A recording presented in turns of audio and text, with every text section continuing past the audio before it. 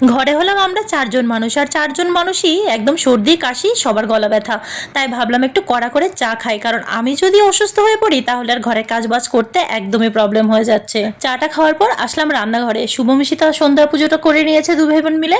এসেই দেখলাম যে ঘরে একটু সলিড পিস আছে। শুভম বলছে আমি চিকেন রোল খাবো, আর মৌ বলছে আমি পকোড়া খাবো। তো ভাবলাম দুটোই করে দিই। তো বেশি অর্ধেকটা নিয়েছে আমি পকোড়ার জন্য, আর কম অর্ধেক রেখে দিয়েছিলাম ওদের চিকেন রোল করে দেবো বলে। আমি এদিকে পকোড়া ভাজছিলাম আর দুজন এসে আমার পিছনে ভিডিওতেই কি দুষ্টুমি করে যাচ্ছে।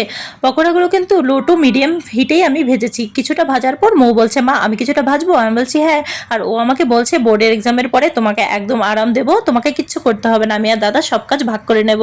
তাহলে তো ভালোই হয়, আমারই খুব আরাম হয়ে যাবে। তো চলো আমরা খাই একদম ঝাল ঝাল স্পাইসি পকোড়া। আর তোমরা আমার চ্যানেলটিকে সাবস্ক্রাইব করে সাথে থেকো। আবার কালকে দেখা হবে নতুন আরেকটা ভিডিওতে, নতুন আরেকটা দিনে। সবাই ভালো থেকো, সুস্থ থেকো, সবাইকে টাটা।